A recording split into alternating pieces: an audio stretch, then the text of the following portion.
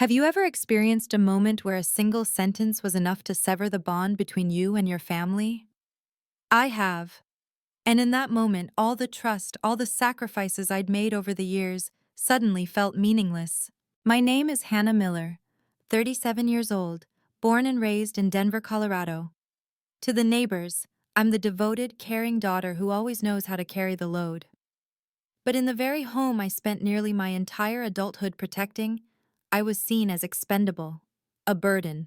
That evening, my family threw a party to celebrate my parents' 45th wedding anniversary. Our quiet suburban house was aglow with lights, the aroma of grilled meat mingling with the scent of red wine filling the room. Laughter and clinking glasses echoed through the air. I had spent the entire afternoon crafting a chocolate cake adorned with sugar roses, a tribute to my parents. I wanted it to symbolize love, sacrifice, and the home I once believed was my unshakable foundation. I placed the cake in the center of the table, smiling softly as I caught a spark in my mom's eyes. My dad nodded, sipping his wine, looking pleased. But in that moment, as I waited for the warmth of family, my younger sister, Samantha, spoke up. Her voice cut through the laughter, clear and sharp. "Hannah, honestly, you're just a burden. We want to live freely, without being tied down by you anymore." I froze, her words stabbed into my chest like a dagger. I looked around the table, hoping someone would object, hoping my parents would dismiss it as a thoughtless joke, but no one did. My dad kept sipping his wine, as if he hadn't heard a thing. My mom's hand trembled slightly on her fork, but her eyes avoided mine. Relatives hesitated, some shaking their heads faintly, but no one spoke. Even Diane, our longtime neighbor who always praised my kindness, just stared at the floor. I could hear my heart pounding. Memories flooded my mind, sleepless nights working overtime to pay my mom's hospital bills, the money I spent fixing the leaky roof, the coffee shop, Hannah's brew and bloom that I sold to save the family. Each memory was like a shard of broken glass, reflecting the truth. For years, I'd been a silent shadow, never truly valued. I wanted to scream. I wanted to ask, if I'm a burden, who kept this house from being foreclosed? Who paid every utility bill for the past 5 years? But my throat tightened. I didn't cry. I smiled, a smile so foreign even I didn't recognize it. I lifted my wine glass, took a slow sip. The bitterness spread across my tongue, mingling with the sting in my chest. I set the glass down, stood, and said in a voice calm to the point of coldness, "Thank you for being honest. I understand." No one stopped me. I went to my room, packed a suitcase with clothes, grabbed a few old photos, my laptop, and some essentials. I didn't need much because I'd realized this house, this family, no longer had a place for me. Outside, the party continued. Laughter still rang out. But I knew from the moment Samantha spoke, I had become an outsider. As I closed the door behind me, I looked up at Denver's night sky. Cold, vast, empty. The suitcase wheels clattered on the brick path.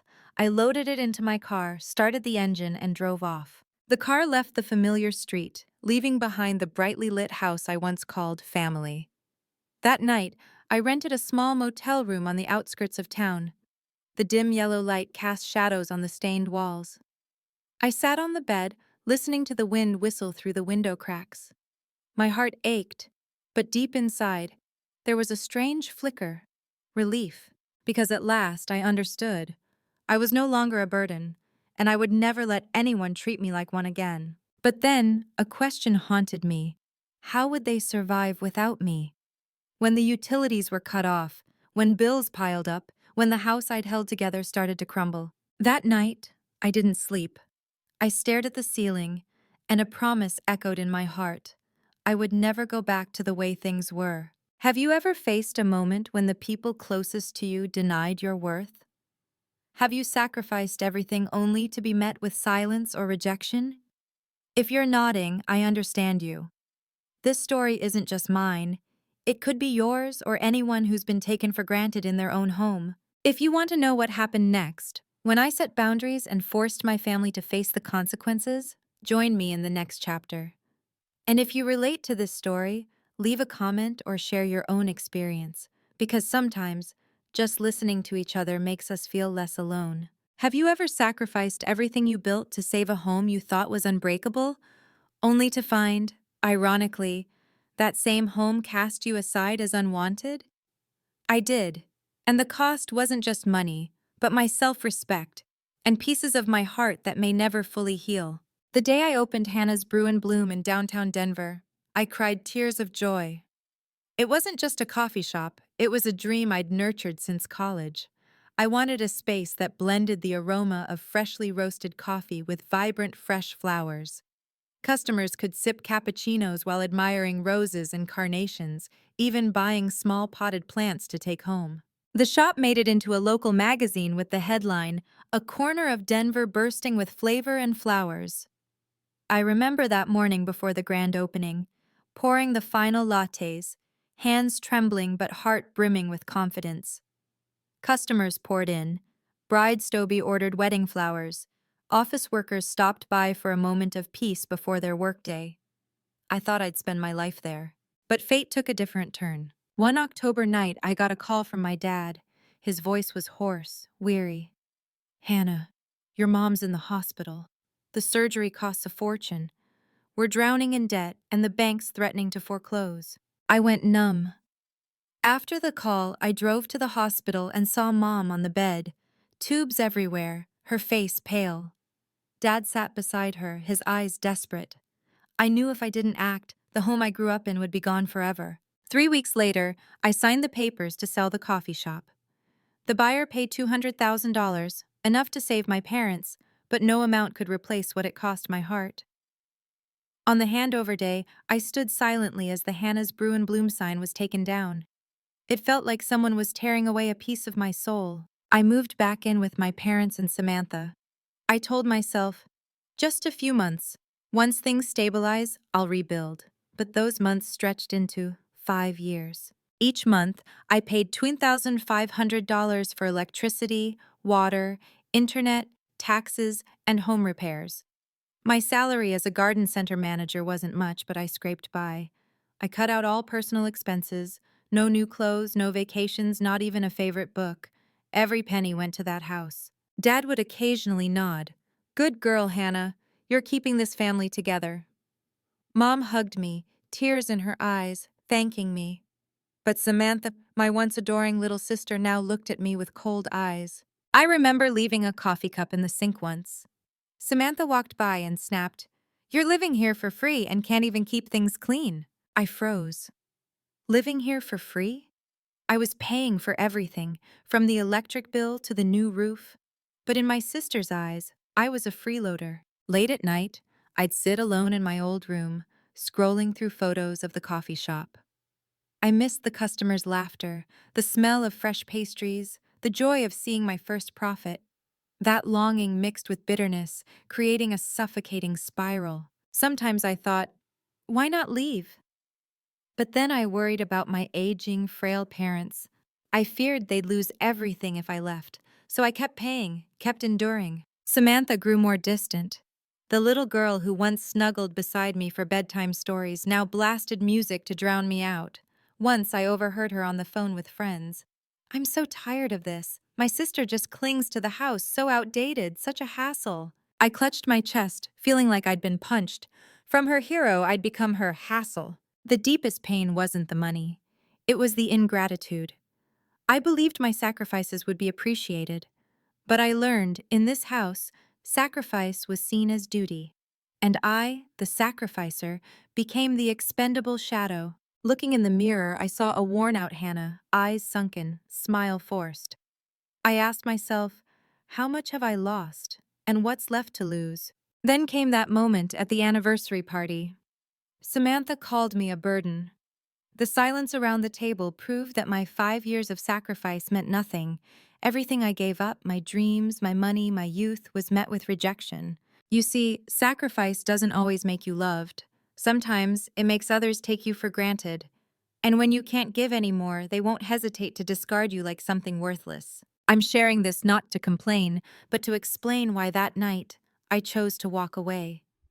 I looked at my past, a history of sacrifice and wounds, and asked, "If I don't change, what's left but emptiness?" The answer came in silence, nothing. And that bitter truth led me to the next turning point, a decision that shook my family to its core. If you find this story compelling, comment Y. If not, comment N. Have you ever had a moment where a voice inside you roared, "Enough, from now on, I live for me"?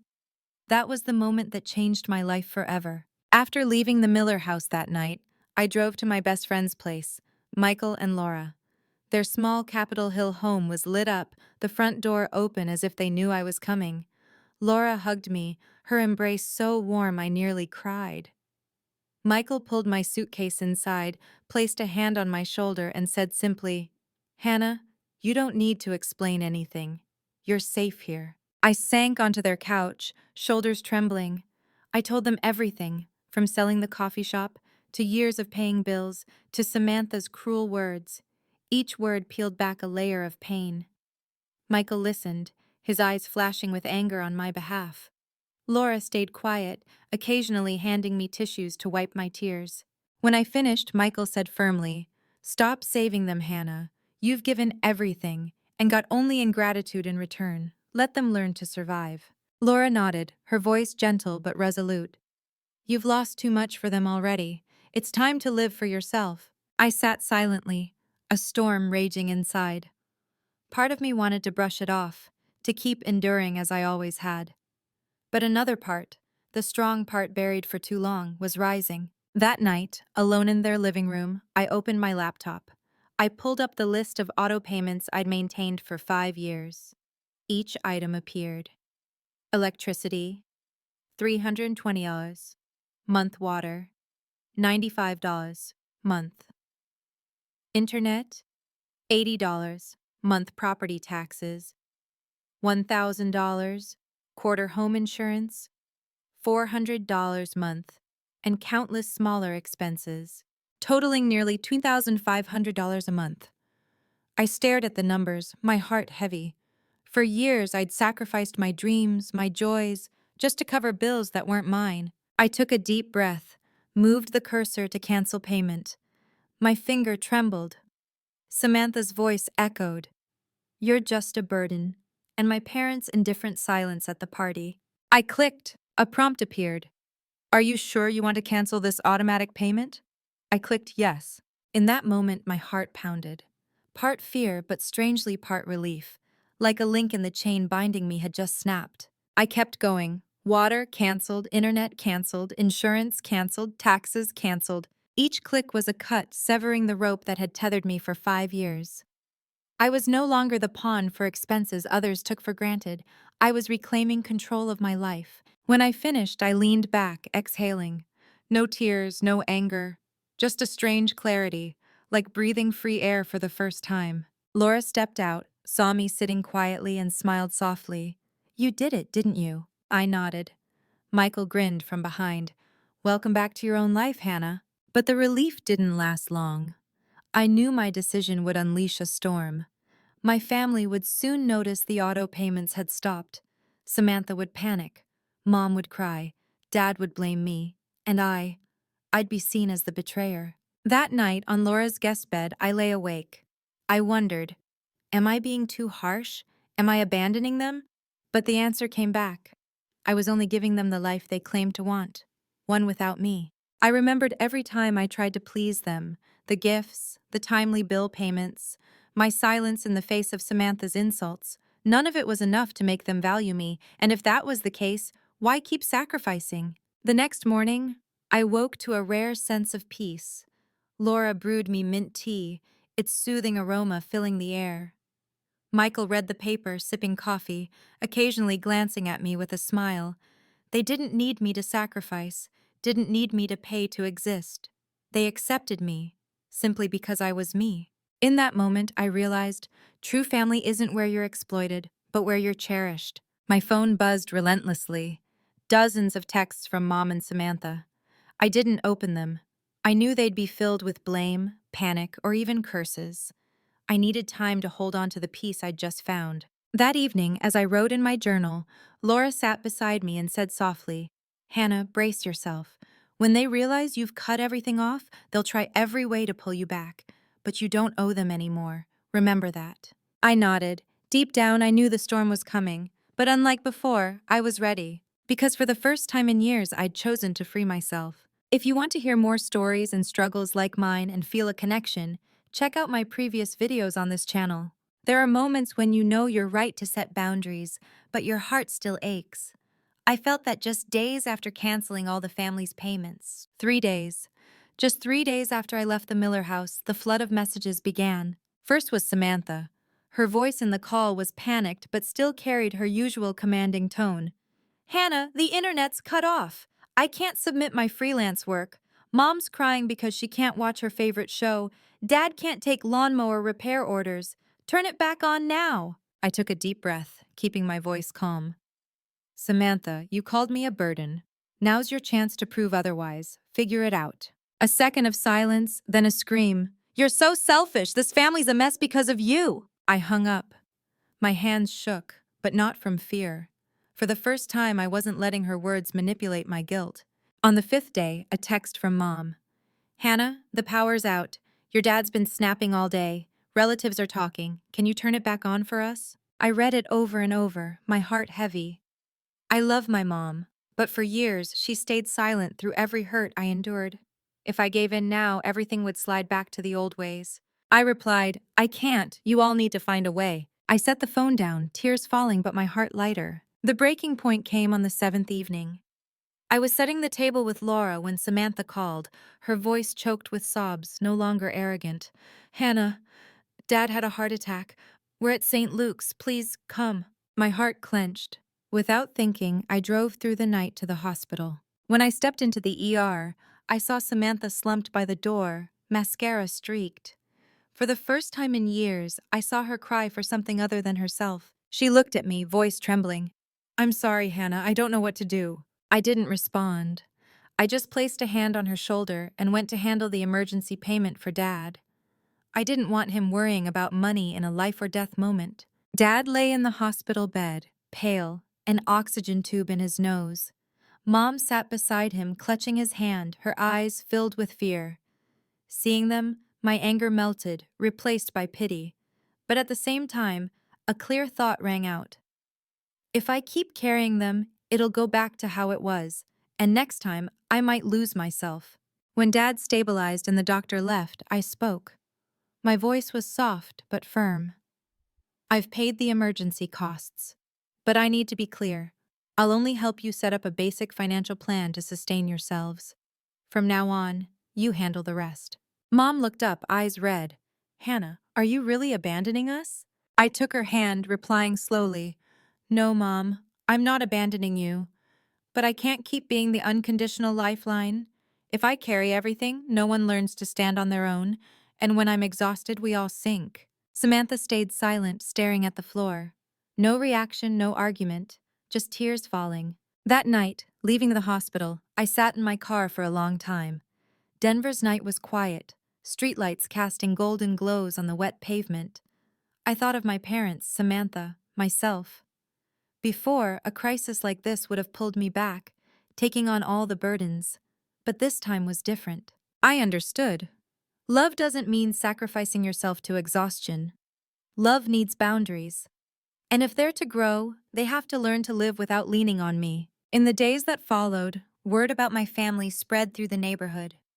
Diane, the neighbor who'd seen it all, visited the hospital and told my mom bluntly, "You know, without Hannah, that house would have been taken by the bank long ago. Don't wait until you lose both your daughter and your home to regret it." Hearing this secondhand, my heart ached, yet felt lighter. Finally, someone spoke for me. The next evening, Samantha called again. Her voice was softer, wearier. "Hannah, I'm sorry. I was stupid, arrogant. Seeing Dad like that, I realized how much you've carried for us. I'm sorry for taking you for granted." I went quiet. It was the first time in years she'd apologized.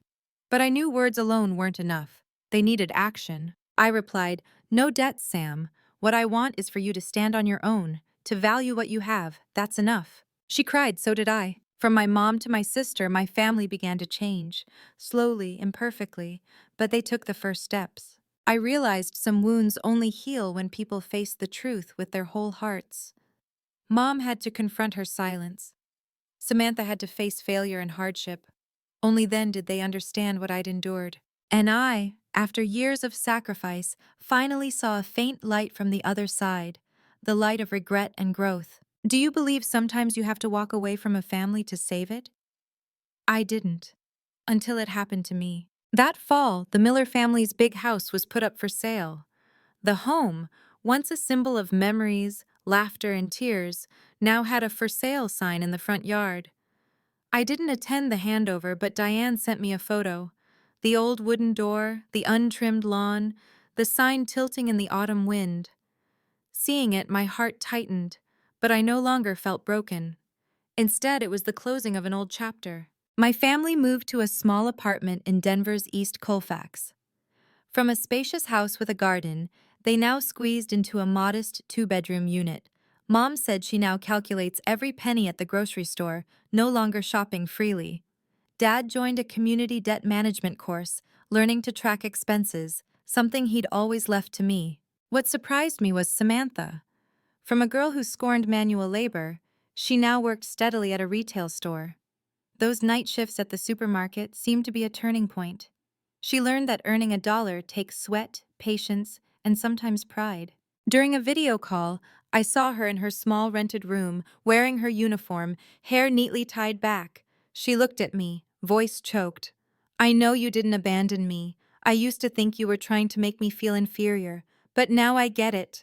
You were just keeping us safe. Thank you, Hannah, truly." I went quiet, tears welling. It was the first time in years Samantha spoke with gratitude, not venom. As for me, I started a new journey. With Michael and Laura's help, I opened a small coffee shop. Not the grand brew and bloom of before, but a cozy spot in Denver's Baker neighborhood. I named it Second Chance Café. On opening day, I hung a simple wooden sign out front, chalked with "A place for flavor, memories, and new beginnings." Customers came not just for coffee, but to sit, share their stories. Each latte I poured now carried not just aroma, but the freedom and pride I'd reclaimed. I no longer poured my income into the black hole of family bills. I saved a small amount, invested in the shop, and set aside a minimal sum to help my parents. I told them clearly, "This is startup help to stabilize. Long term, you're on your own. I won't carry everything anymore." This time, Mom nodded without protest. Dad sighed but didn't argue. And Samantha, surprisingly, said, "Hannah, I'll handle my part. You just take care of your shop and your life." Those words were worth more than any apology. I still remember a late fall afternoon. I was clearing tables when Mom stopped by the shop. She brought a small vase of pink carnations, my favorite flower as a kid. She set it on the table, saying softly, "I forgot you needed love too, not just to give it.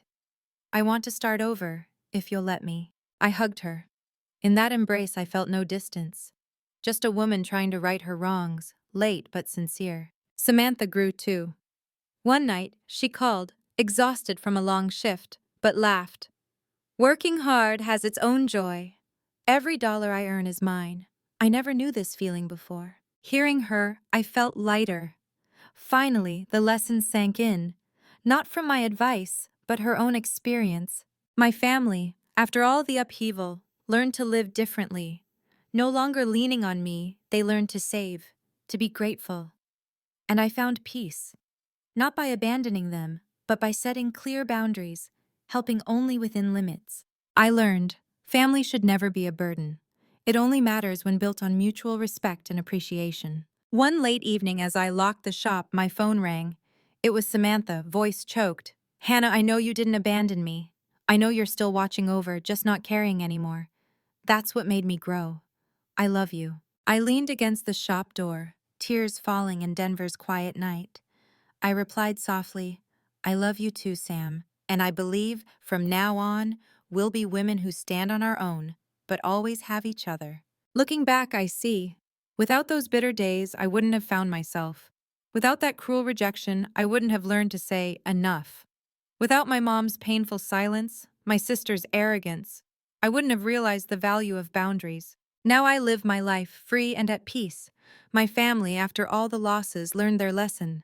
Family isn't for exploitation, but for cherishing and respecting. Reflecting on this journey, I realize sometimes pain is the start of growth. From cruel rejections, from silencing disappointments, I learned to set boundaries, to love myself, and to see family rightly.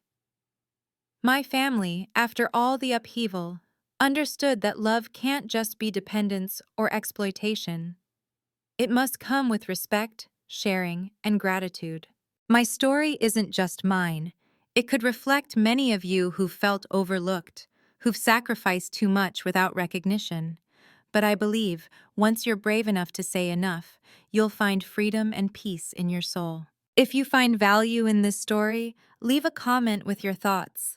Don't forget to follow the channel and share this story with those who need a reminder. Family is for cherishing, not exploiting.